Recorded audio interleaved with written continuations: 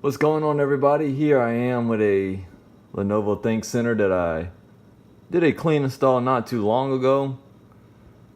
And I'm going to talk about why a clean install is better than the OEM install. And this little ThinkCenter is a prime example of what, well, you may not see it that well because I don't have the light on.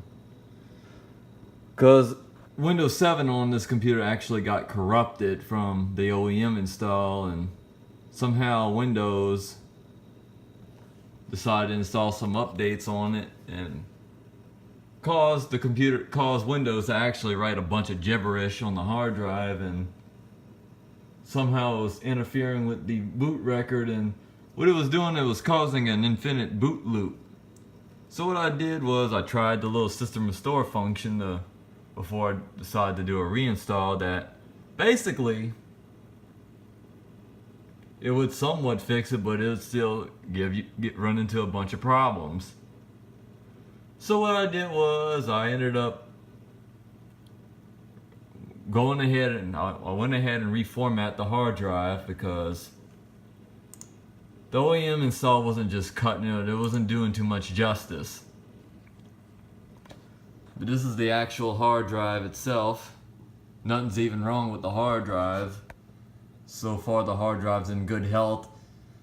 So what I did was I noticed with the OEM install and a clean install, what I didn't like about the OEM install anyway was how it divided the hard drive into two different partitions. You had one partition that was basically for storage and another one right there for the recovery partition. So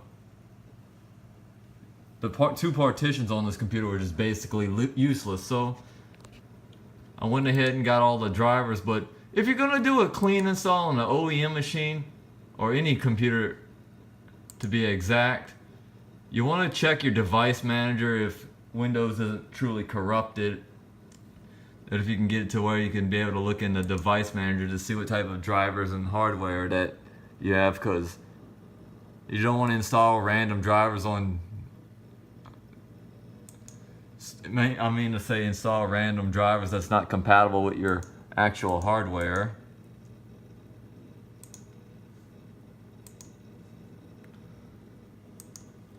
And the best part is about doing a clean install is you can get to install whatever you want. You ain't got to worry about no OEM bloatware, just all the basic programs that you're going to use on that machine, to be exact. And I just use this computer as a Windows machine because my main computer, my daily driver, is basically a Mac.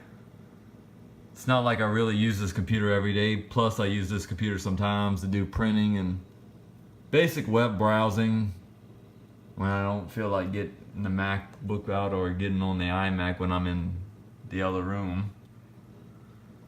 So yep, I just wanted to share this with you guys and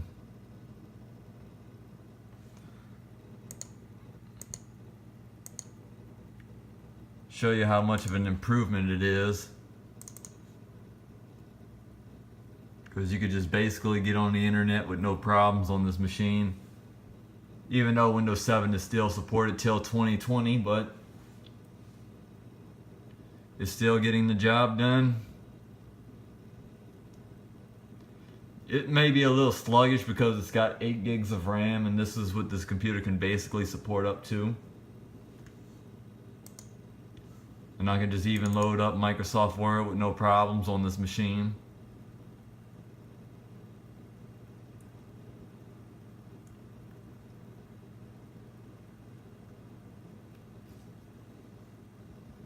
I know Windows wants to install more updates because I did a clean install not too long ago, a few days ago, but I'm in no hurry. Well, I'll install them when I feel like it though, but yeah.